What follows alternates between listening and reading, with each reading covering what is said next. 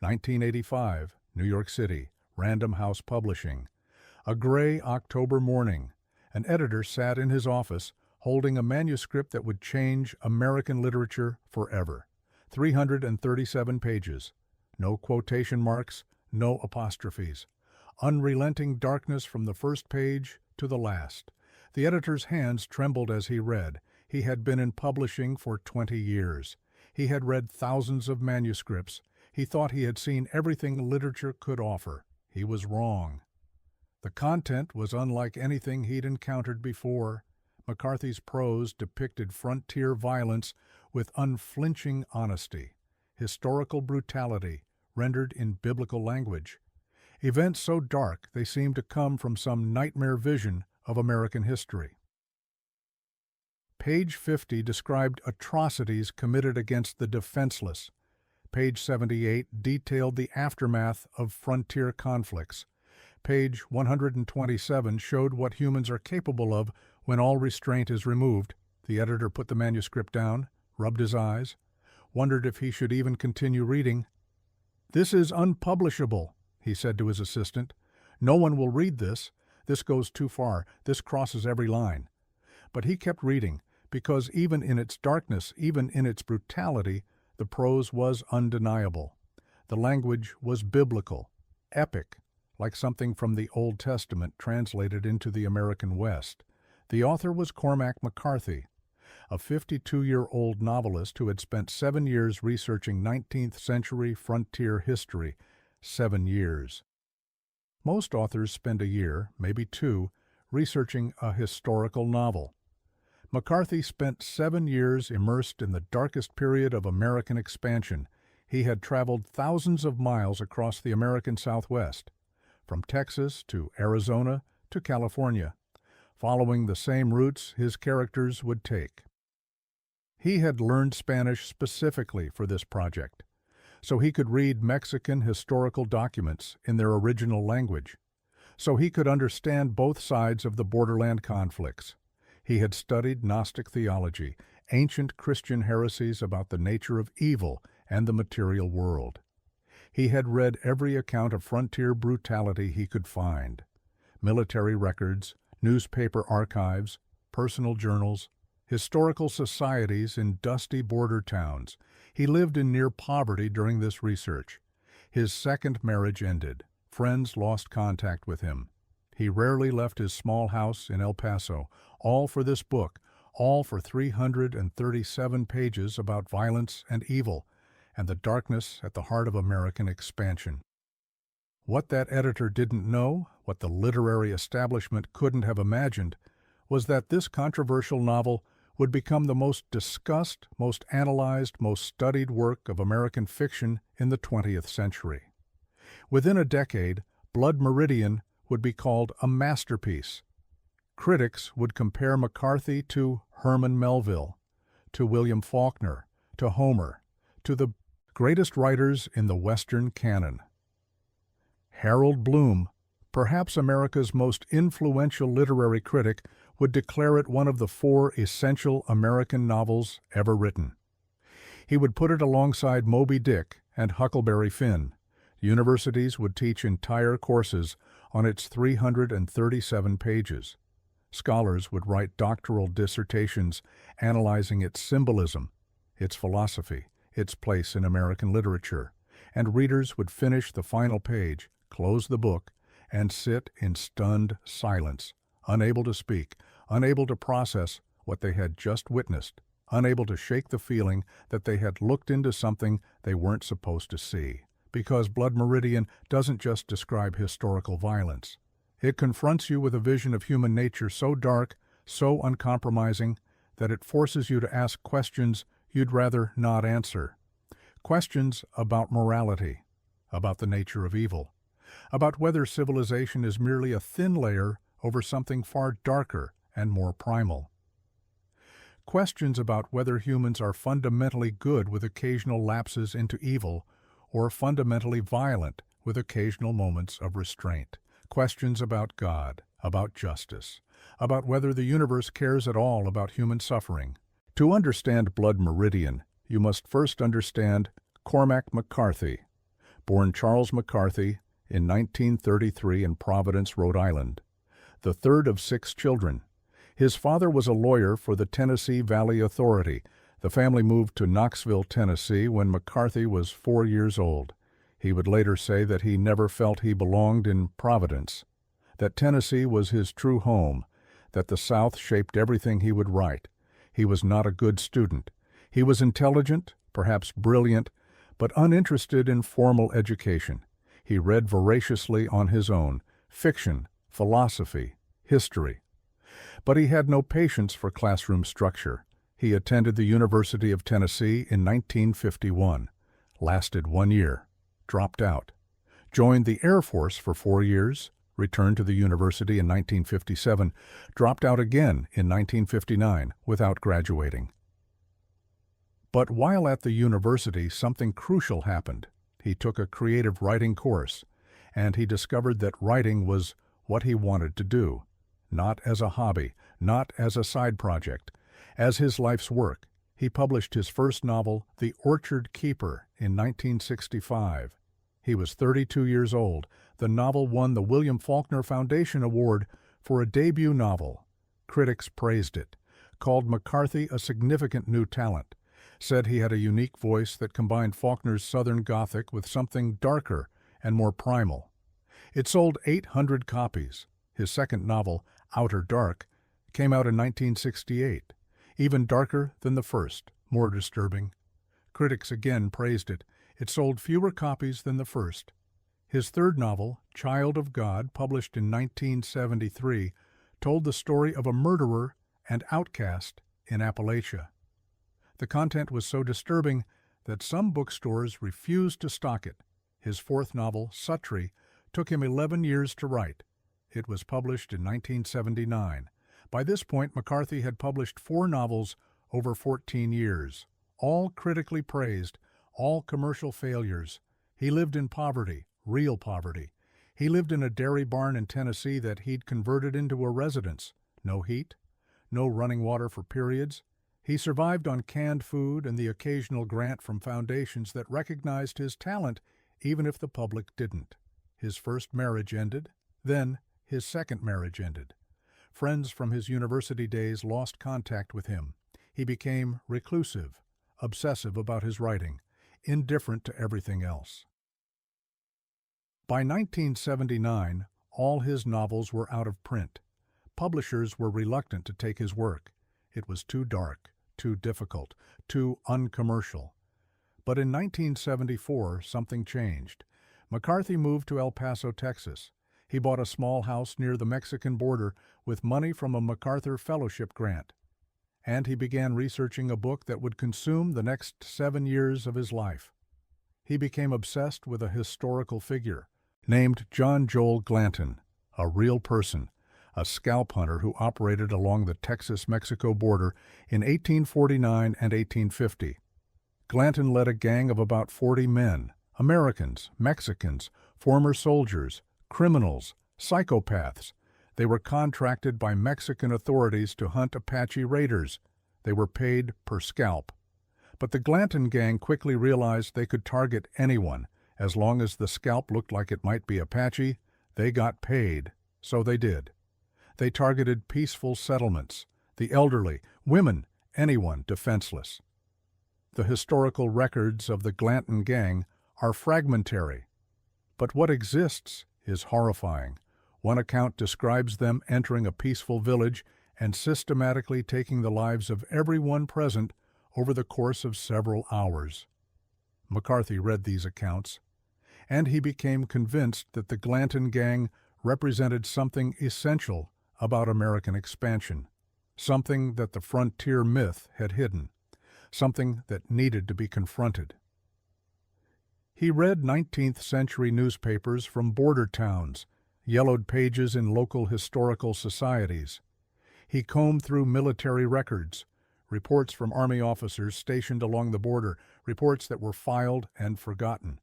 He traveled the actual routes the gang would have taken, from Texas to Chihuahua to Arizona to California, thousands of miles.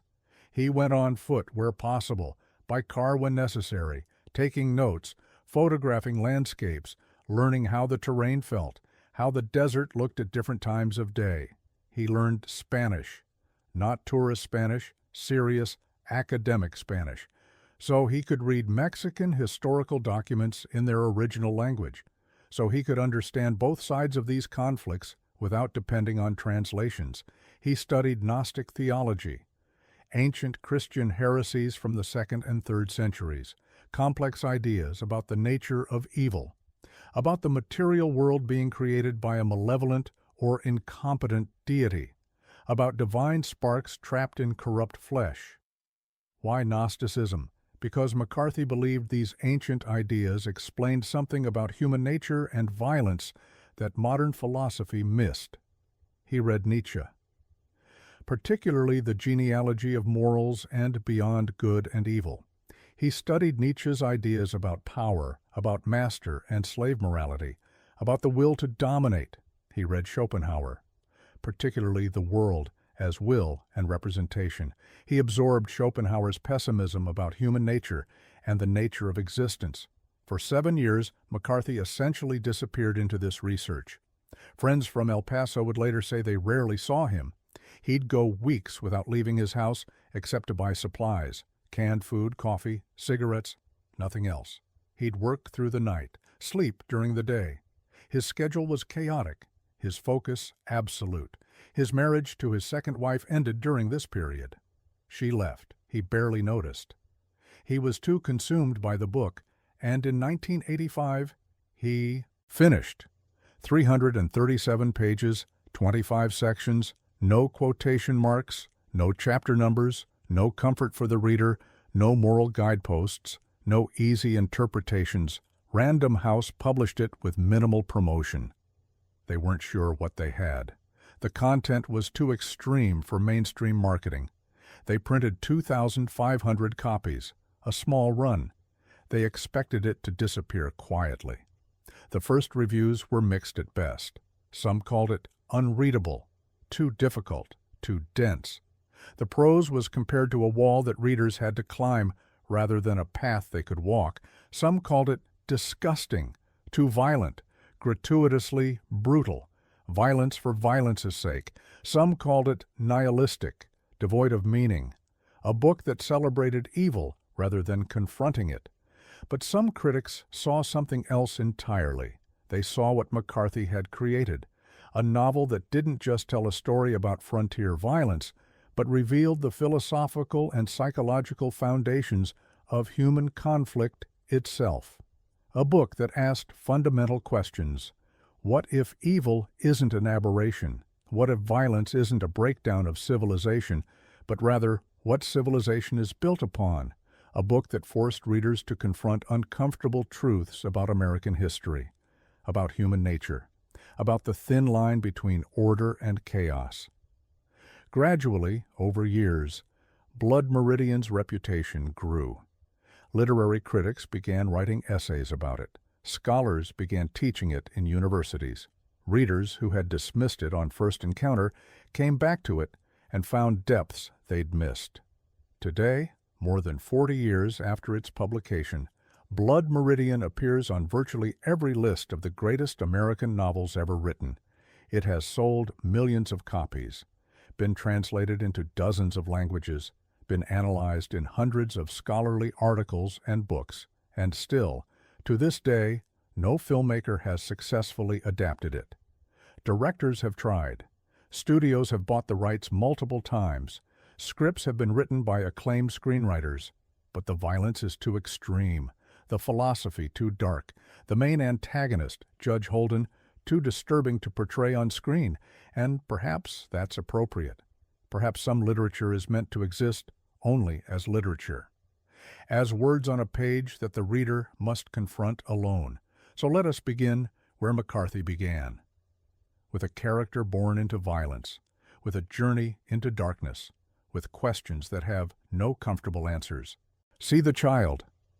These are the first 3 words of Blood Meridian, and they introduce us to our protagonist.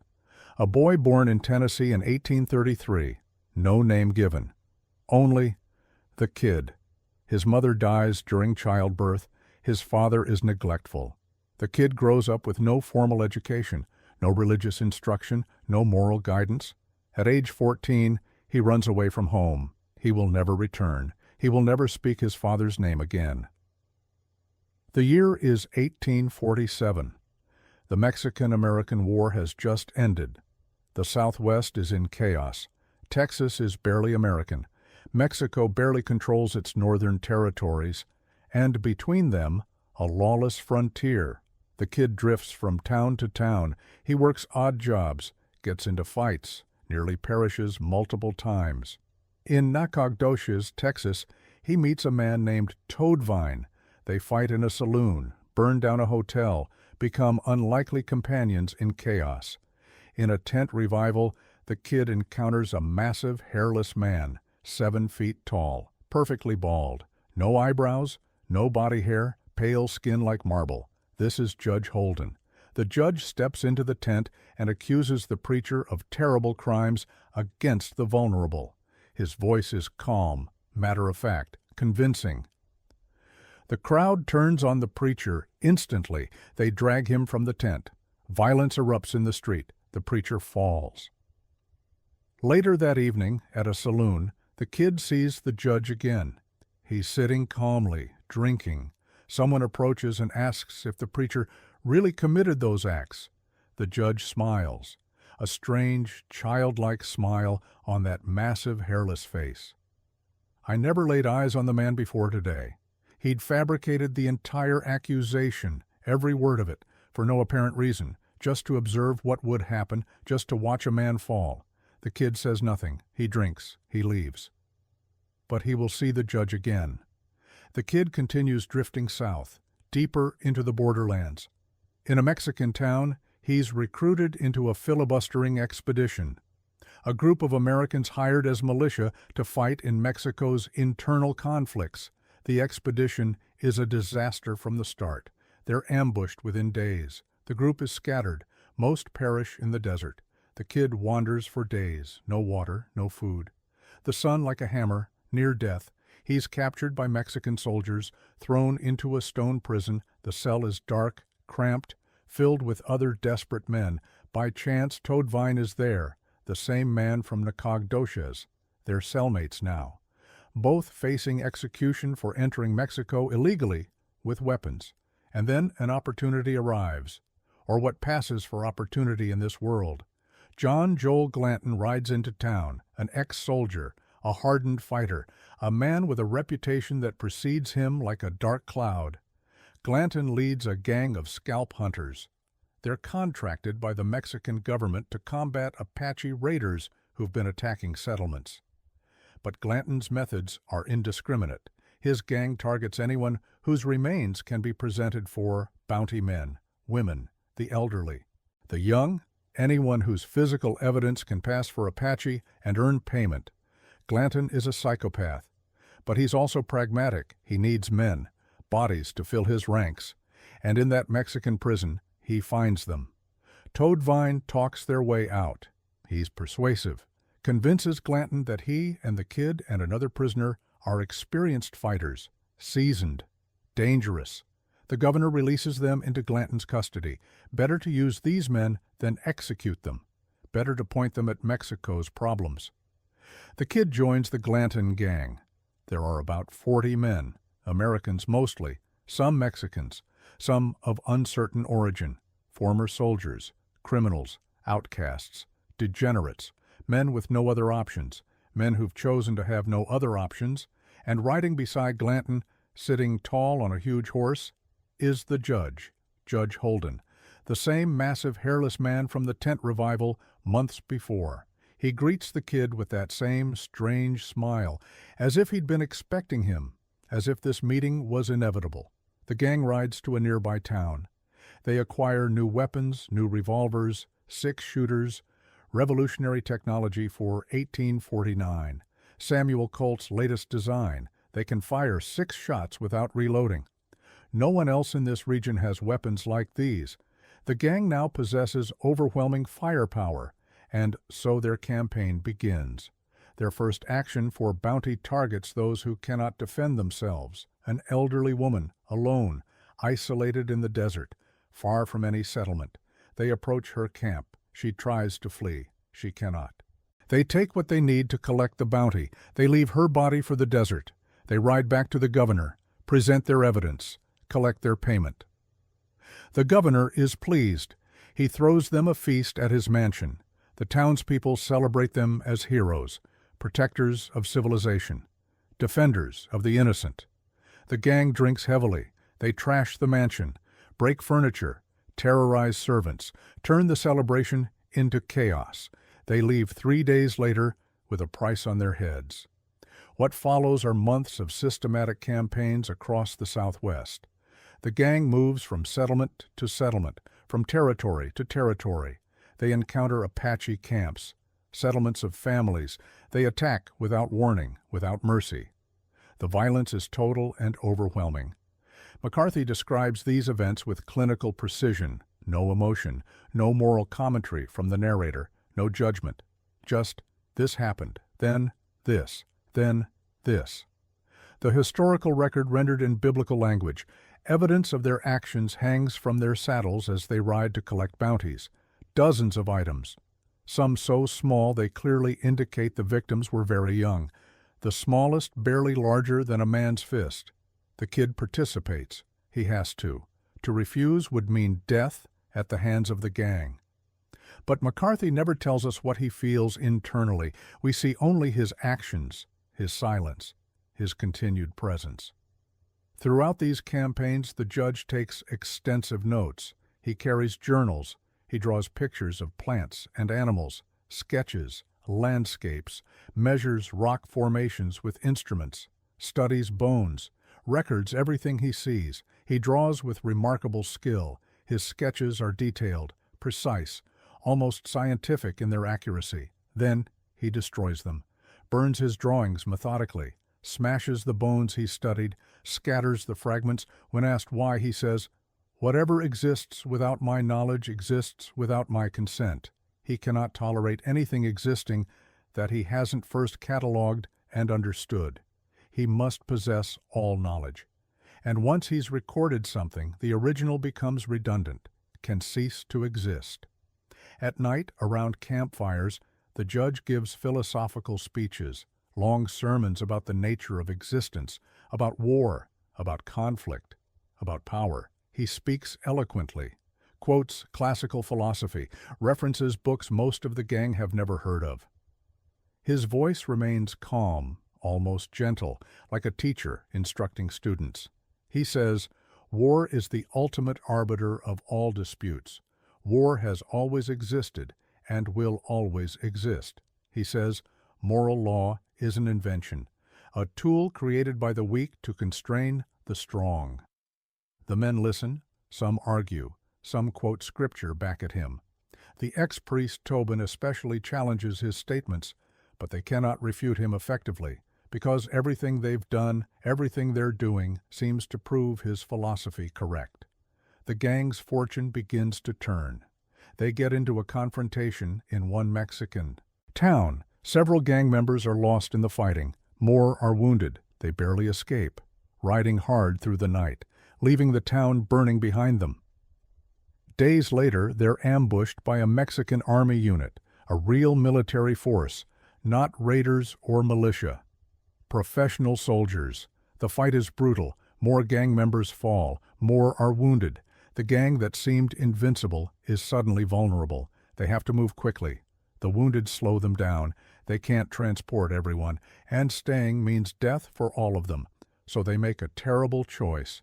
They end the suffering of their own wounded men rather than leave them to a slower fate or capture. The kid is told to handle one of the wounded, a man named Shelby. The kid goes to where Shelby lies, raises his pistol, but he can't complete the task. He can't pull the trigger. He lets Shelby live, says nothing, just walks away. He falls behind the gang, separates from them for days. Alone in the desert, walking, dying of thirst, the kid encounters something inexplicable, a tree on fire, a burning tree in the middle of the wilderness, flames rising from its branches, but the tree itself doesn't consume, doesn't turn to ash, like Moses and the burning bush in Scripture, a sign, a vision. a test. McCarthy never explains this image. Is it real? A hallucination from dehydration? A spiritual sign from something beyond the material world? We don't know. The text refuses to clarify. The kid stares at it, then walks on. He catches up with the gang days later. They're exhausted, haggard, low on ammunition, low on water, low on hope. The once seemingly invincible group now looks like desperate survivors, their clothes torn, their faces gaunt, their horses dying. Around a campfire that night, a gang member named Tobin tells the kid a story. Tobin is an ex-priest. He left the church to join Glanton. He's killed men, done terrible things. But he still remembers Scripture, still sometimes prays. Tobin tells the kid how the judge joined them years ago, when the gang was much smaller. Maybe 15 men total. They were pursued by Apache warriors, a large group, well armed. The gang was out of gunpowder, completely out. They had guns but nothing to fire. They were about to be destroyed, certain death approaching. Then they found the judge, sitting at a crossroads in the desert. No horse visible, no water, no supplies. Just sitting on a rock, as if he'd been waiting for them, as if he knew they'd come. The judge stood, smiled, said, "Follow me." He led them to a mountain, showed them how to make gunpowder from basic materials, from their own bodily waste, from sulfur in the rocks, from charcoal from burned wood. He saved their lives, gave them the means to fight back. The Apaches attacked, and the gang destroyed them. The judge has been with them ever since. Glanton trusts him completely, consults him on every decision, treats him almost like a second-in-command, or a priest, or something else entirely. But Tobin wonders aloud to the kid, was salvation worth the cost? Is the judge their savior or their curse? Did he save them so they could live, or so they could serve his purposes? The kid asks, "What purposes?" Tobin shakes his head. "I don't know, but he has them. Be sure of that." Around the fire one night, the judge delivers his most famous sermon, his philosophical manifesto, the speech that reveals his worldview completely. Someone in the gang quotes the Bible. "He that lives by the sword shall perish by the sword." The judge responds, "What right man would have it any other way?" He's not arguing against the statement. He's embracing it completely, saying, yes, violence creates more violence. Death creates more death. And that's the natural order. That's beautiful. That's how it should be. The judge continues, his voice calm, educational, like a professor lecturing students. War was always here. Before man was, war waited for him. The ultimate trade awaiting its ultimate practitioner. That is the way it was and will be. That way, and not some other way. In the judge's philosophy, conflict isn't something humans invented. It's not a social construct. It's not a failure of diplomacy or understanding. It's fundamental to reality itself, built into the structure of existence, predating humanity, waiting for us to arrive so it could finally be practiced at its highest level. War is the truest form of divination. It is the testing of one's will and the will of another within that larger will, which, because it binds them, is therefore forced to select. War is the ultimate game, because war is at last a forcing of the unity of existence. Conflict isn't random in this philosophy. It's not chaos. It's how reality makes choices, how the universe decides what should survive and what should perish. Every dispute, every disagreement, every competition ultimately resolves through force. Everything else is just delay, just postponement of the inevitable test. War is God. This is the judge's central thesis. The core of his philosophy, conflict is the ultimate organizing principle, not love, not justice, not mercy, not reason. Conflict, war. The testing of wills through force, because conflict is the only force that requires everything else to submit to it, even morality, even religion, even human values and ideals. If you want your values to matter in the material world, the judge argues, you must enforce them through force, through the willingness to destroy what opposes them. Otherwise, they're merely abstract concepts with no power, no reality, just words in the air.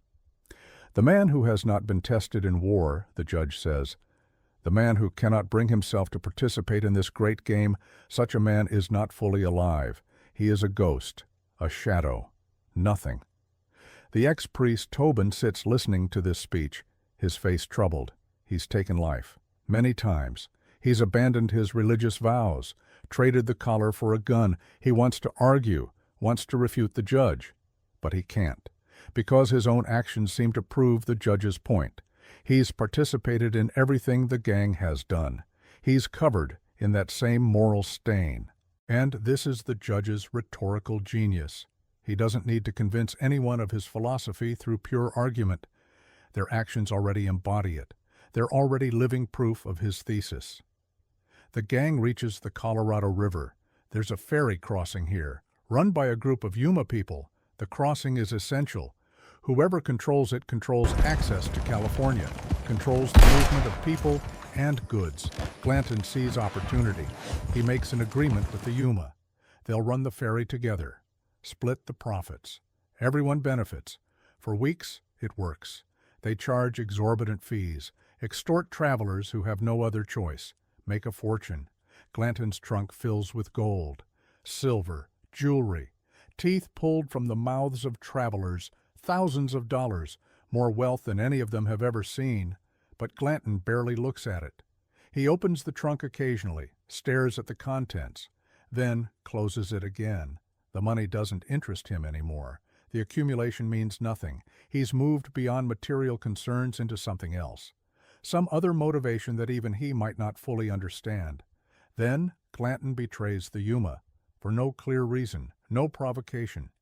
He simply attacks several of them one morning, takes their lives for no purpose except that he can. The Yuma have their revenge. They've been waiting, planning. They attack at dawn while most of the gang is still intoxicated from the night before. The fight is brief, brutal. Most of the Glanton gang perishes in minutes. Glanton himself falls, his skull crushed by a rock. The man who seemed unstoppable, destroyed in seconds.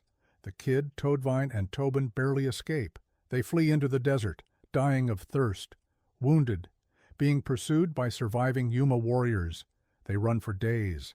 The desert is endless. The sun is merciless. They're dying slowly. They reach a well, just a small opening in the rocks, water barely visible at the bottom. The judge is there, without clothing. Sitting calmly beside the well, and beside him, is the young man with severe mental disabilities who'd joined the gang weeks before, also without clothing, sitting, staring at nothing. The young man follows the judge like a devoted animal, mindlessly obedient. He does whatever the judge commands without question or hesitation. The judge looks up as they approach, smiles. "Gentlemen," he says, "I've been expecting you." The kid has a pistol, one of the few weapons they managed to keep. He could end the judge right here. The judge is unarmed, vulnerable. The kid raises the pistol, points it at the judge's massive hairless head. The judge doesn't move, doesn't flinch, just sits there, smiling, waiting. The kid's finger is on the trigger, 1 ounce of pressure. That's all it would take. But he doesn't fire. He can't. Some restraint, some hesitation, some final moral boundary he cannot cross. He lowers the pistol, says nothing, turns away. Tobin and the kid take water from the well. They leave. Toadvine stays behind. He's too wounded, too exhausted. He can't continue. Tobin whispers to the kid as they leave, "You should have done it. Should have killed him when you had the chance." The kid says nothing. The judge pursues them, not immediately, but eventually, across miles of desert, through territories both known and unknown. The kid and Tobin hear him calling, the judge's voice carrying across the wasteland, that strange childlike voice from that massive frame. "Kid," he calls, "I know you're out there. I know what you are." They keep moving, don't respond, but the voice follows. "You alone were mutinous," the judge shouts. "You alone reserved in your soul some corner of clemency for the heathen." The judge is telling the kid what he's always known. The kid never fully submitted to the gang's philosophy, never fully embraced the violence as purpose. He held something back, some small moral hesitation, some tiny spark of restraint, and this drives the judge to pursue him relentlessly. Because the kid represents the one thing the judge cannot tolerate, resistance to his philosophy, proof that his worldview isn't universal, isn't inevitable. The man who believes that the secrets of the world are forever hidden lives in mystery and fear, the judge calls. Superstition will drag him down, the rain will fall upon him, and he will perish in loneliness and despair. The judge is telling the kid, you think there's some higher meaning, some moral truth beyond raw power, but there isn't. It's illusion, fantasy, and your belief in that phantom will destroy you. Eventually, the kid and Tobin are found by a group of Native Americans, not hostile. They're saved, given water, given food, brought to safety. They make it to San Diego, a real town, civilization of a sort. Tobin goes to find medical help, says he'll return.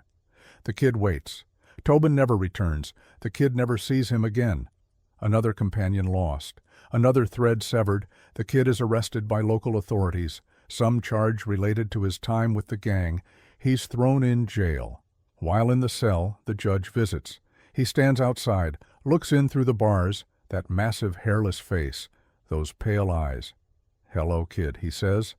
The judge tells him he's disappointed, says the kid betrayed the gang, betrayed their purpose, by not fully committing to their philosophy, by holding back, by showing mercy.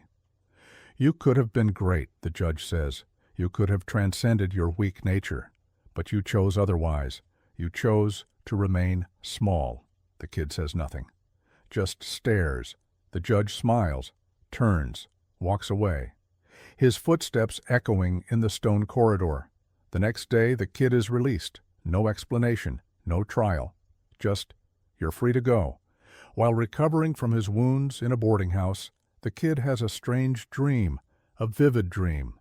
More real than reality, he dreams of a man making counterfeit coins, fake money. The man works carefully, precisely, creating forgeries that look real but have no actual value. The dream is cryptic, symbolic. McCarthy never explains its meaning, but the implication seems clear. The judge offers counterfeit values, false meanings, worthless coins that glitter like gold, a philosophy that seems powerful but leads only to destruction. We jump forward in time, a leap of decades. It's now 1878. The kid is no longer a kid. He's a man, middle-aged, 45 years old, scarred by his experiences. He works as a caravan guard, protecting travelers across the desert, the same desert where he once hunted. Now he protects. People sense he's been through terrible things. They respect him, fear him slightly. He rarely speaks, never tells stories about his past. One night he's camped in the wilderness, his fire small, alone. A few adolescent boys approach, teenagers, travelers. They ask if they can share his fire. The kid nods. They sit, they talk. Normal conversation. Then an argument breaks out over something trivial, something meaningless. The kid responds with lethal force. One of the boys falls, dead, just like that. After 28 years of relative peace, after working as a protector, the violence returns. The old patterns reassert themselves. The truth is that war is the ultimate game, because it is the ultimate form of divining the future. Another victim, another link in the chain. The kid continues traveling, enters a saloon in a frontier town, Fort Griffin, Texas. A rough place, gets a drink, sits alone in the shadows, and across the room, through the layers of smoke, through the crowd, he sees the judge. The judge hasn't aged, not a single day, not a single change. It's been 28 years since the Yuma massacre. The kid is now middle-aged, gray in his hair, lines in his face, scars visible. The judge looks exactly the same massive frame, the same hairless head, the same pale eyes, the same childlike smile. Not a wrinkle, not a scar, not a single hair has appeared on that smooth skin. The kid stares, frozen. He thought the judge was dead, or gone, or just a memory, but here he is, real, unchanged, eternal. The judge approaches, sits beside the kid, orders drinks for both of them. They talk. The judge asks about the kid's life. The kid answers briefly, reluctantly. The judge talks about his own travels, about philosophy, about the state of the world. Then he leans close, says, "You've been waiting for me, haven't you?" The kid says nothing. You've been waiting all these years for this meeting, this final dance. The judge invites the kid to join him fully, to embrace what he calls the dance, his word for the eternal cycle of conflict and power that governs existence. It's not too late, the judge says. You can still choose, still become what you were meant to be. The kid refuses, says, "I ain't nothing like you." The judge smiles. "Aren't you? We'll see." The kid leaves the saloon, spends time with one of the establishment's workers, then stumbles outside into the dark street. There's commotion, shouting. Someone is missing. People are searching. The kid needs to relieve himself. Goes to the facilities behind the saloon, small wooden structures, outhouses. He opens one of the doors. The judge is waiting inside. Time passes. We don't know how much. Minutes, hours. Later, men discover something in that small room. They're screaming. Some are physically ill. Some are weeping. They've never witnessed anything like it. Never imagined such a thing possible. McCarthy doesn't describe what they found, doesn't show us. We never see it directly. We only witness their horrified reactions, their terror, their grief. The kid is dead. That much is certain.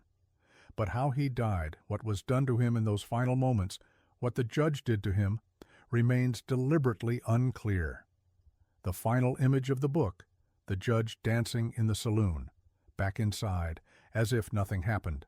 The crowd loves him. He's playing fiddle, dancing, moving gracefully despite his massive size, smiling, laughing, people cheer. Buy him drinks, want to dance with him. He never sleeps, the judge. He is dancing, dancing. He says that he will never die. The judge has won. The kid is destroyed. The philosophy of violence triumphs, and the book ends.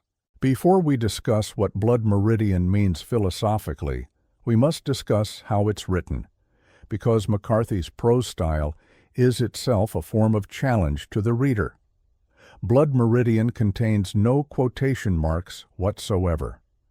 When characters speak, there are no visual indicators in the text, no "he said" or "she replied," no dashes, no conventional punctuation to separate speech from description, just words, dialogue mixed seamlessly with narrative description. The reader must carefully parse who's speaking, must track conversations through context alone. This creates deliberate disorientation, confusion.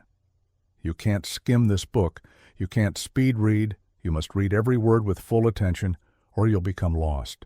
McCarthy also refuses to use apostrophes in contractions, not don't, but don't, not can't, but can't, not it's, but it's, not we're, but were. This might seem like a minor stylistic choice, a quirk, but it creates a specific effect. The words look archaic, biblical, like Old Testament English translated into American vernacular, and that's completely deliberate, because McCarthy is writing a kind of scripture, an anti-Bible. A book where the divine seems absent and conflict becomes the only sacred principle. His sentences range dramatically in length, from 3 words to 300 words. Some are spare and direct. The kid spat. They rode on. Night came. Men died.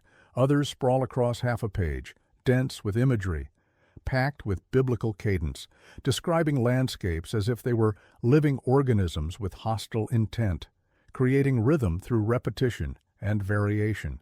Spanish appears throughout the text without translation, without footnotes, without glossaries. McCarthy assumes you either know Spanish or you'll figure it out from context.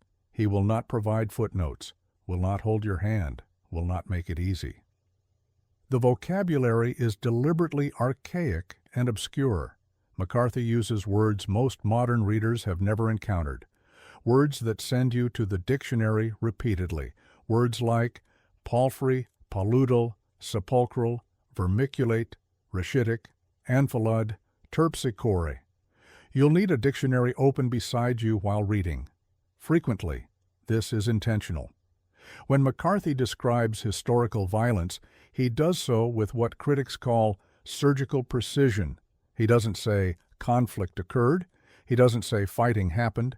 He describes the specific historical details, the exact documented methods, the recorded aftermath, the evidence that survived.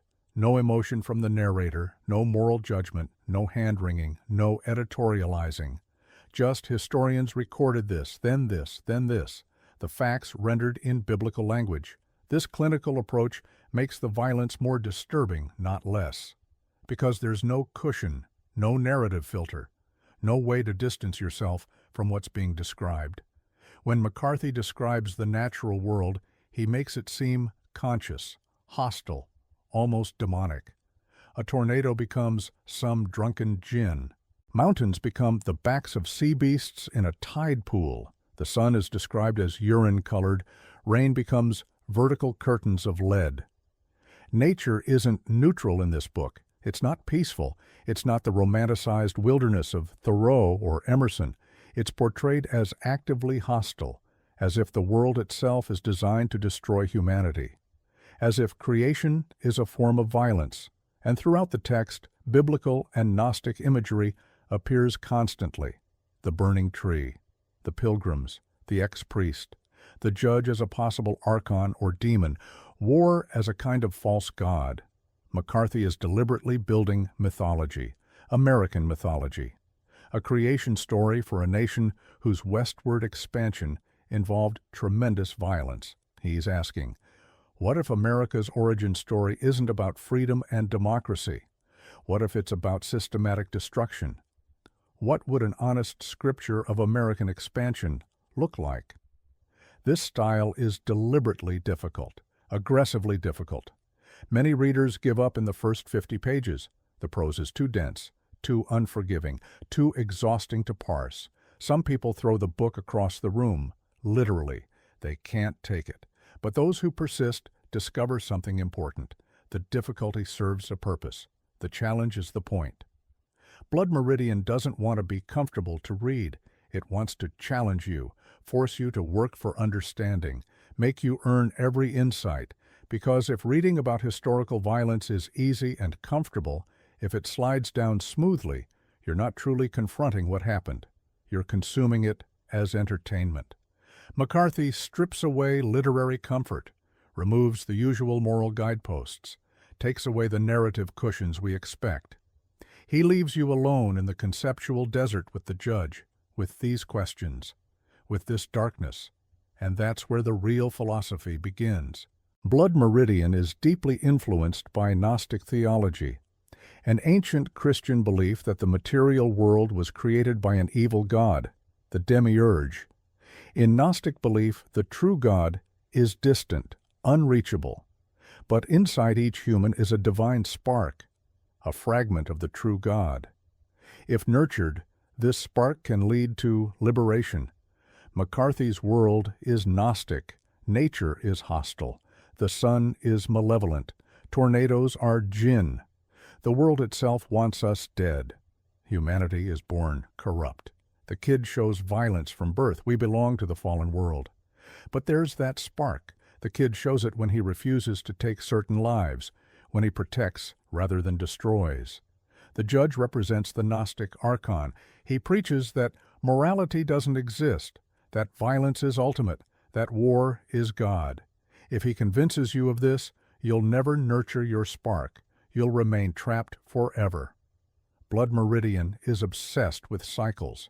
Violence creates violence. The kid witnesses violence, commits violence, creates more victims. Can the cycle be broken? McCarthy suggests yes, but barely, only with tremendous effort. The kid tries. He restrains himself. He protects travelers, but it's not enough. Violence returns, and the judge finds him. Blood Meridian is also about American history, American mythology. The frontier myth says, Americans brought civilization to wilderness, spread democracy, created order. McCarthy shows the reality. American expansion involved systematic violence, destruction for profit. The Glanton Gang really existed, really did these things, really were celebrated as heroes. But the divine spark remains. The possibility of something better. McCarthy isn't a nihilist. He's a pessimist. A nihilist says nothing matters.